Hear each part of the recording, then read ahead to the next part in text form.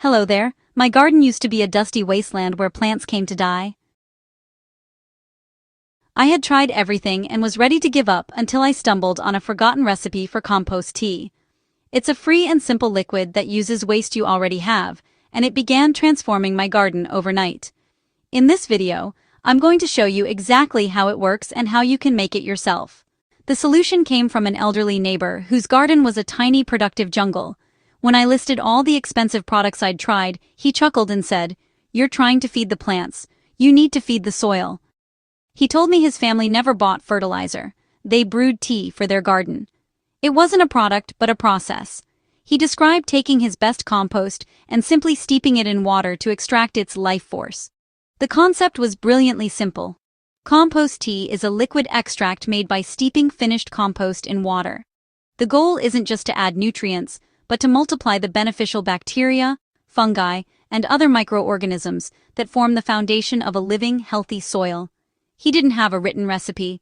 It was a few shovels of compost in a big bucket of water, with a spoonful of something sweet like molasses, to wake up the little critters.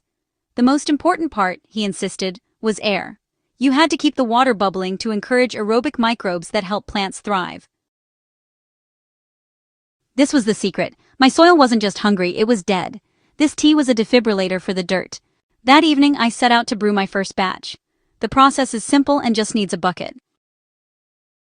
Here's exactly what I did. First, the ingredients. The most important part is the compost. Use your best. The dark, crumbly, sweet-smelling finished compost. This is where the life is. I scooped about 4 big cups. Next is non-chlorinated water. Chlorine in tap water kills the microbes we want to grow. To fix this, just let a bucket of tap water sit out for 24 hours so the chlorine can evaporate. I used a 5-gallon bucket. To contain the compost, I used an old nylon stocking as a giant tea bag, but a mesh bag or cheesecloth works too. I filled it with my compost and tied a knot. For the secret ingredient to kickstart the microbial party, you need a simple sugar. I used 1 tablespoon of unsulfured blackstrap molasses as food for the bacteria. I dropped the compost tea bag into the dechlorinated water and stirred in the molasses. The final, most critical step is aeration. To get oxygen in there, I used a cheap aquarium pump with an air stone. I dropped the stone to the bottom and plugged it in. The bucket came to life with a constant stream of bubbles.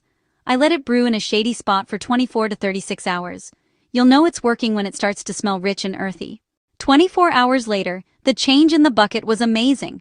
The water was the color of dark tea, and it smelled earthy and alive, with a thin layer of foam on the surface, a sign of microbial activity.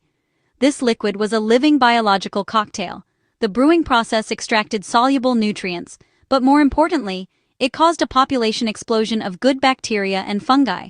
Evening is the best time to apply it so the sun doesn't harm the microbes. I unplugged the aerator and strained the tea to prevent clogging my watering can. Many guides suggest diluting the tea, so for my first time, I used a gentle 1.4 dilution, mixing the dark tea with more dechlorinated water. I walked out to my garden and gave each plant a deep soaking right at its base, letting the liquid drench the root zone. I didn't spray the leaves because I wanted this to go straight to the source of the problem, the soil. It felt like I had finally done the right thing for my garden. All right, the hard work is done and the tea has been applied. While we wait for morning to see what, if anything, happens, if you're enjoying these kinds of simple, powerful gardening tips, please take a moment to hit that subscribe button. It's a free way to support the channel and ensures you won't miss the next project. Now, let's see if this actually worked. The next morning, the difference was clear. It wasn't a jungle overnight, but the change was real. The first thing I noticed was the soil itself. Yesterday, it was pale and dusty. This morning, it was a dark, rich brown, and it actually looked damp, as if it were holding moisture for the first time. I went outside to get a closer look. The plants, which had looked so tired, seemed perkier. They were standing taller and were less wilted. When I touched the soil, it felt softer, more like actual earth and less like concrete dust. That was the overnight transformation. It wasn't that my garden was suddenly fixed. It was the feeling that the decline had stopped. For the first time, I saw a sign of improvement, not decay. The miracle wasn't a full recovery in one night. The miracle was seeing the first real sign of life. So what was the science behind this? It was biology. The liquid I used wasn't just fertilizer. It was an inoculant packed with billions of beneficial microorganisms. Healthy soil is like a bustling city of bacteria, fungi, and other critters working together. My soil was a ghost town. Synthetic fertilizers were like airdropping food into an empty city with no workers to deliver it. The compost tea was a repopulation event. The brewing process, with compost, molasses, and oxygen, creates the perfect environment for these good microbes to multiply at an insane rate. When I poured the tea on the ground, I reintroduced a massive workforce back into the soil. These microbes immediately began breaking down organic matter and unlocking nutrients that were already in the soil but were unavailable to my plants. That's why my plants perked up. Over time, these microbes literally change the soil structure. Fungi create tiny webs that bind soil particles, creating air pockets that improve drainage and water retention. That's why my hard dirt started to feel like a sponge. Weeks later, I saw earthworms, a confirmation that the entire ecosystem was coming back online. I had rebooted the soil food web. Looking at my garden now, it's hard to believe it's the same patch of dirt. The leaves are lush, the soil is dark and crumbly, and those zucchini plants are finally covered in flowers. This was a real transformation, a shift from a sterile plot to a living ecosystem. The biggest lesson for me was this: a healthy garden isn't built on fertilizers, it's built on life. When you focus on feeding the microscopic world in the soil, you create a self-sustaining system. This has completely changed how I garden.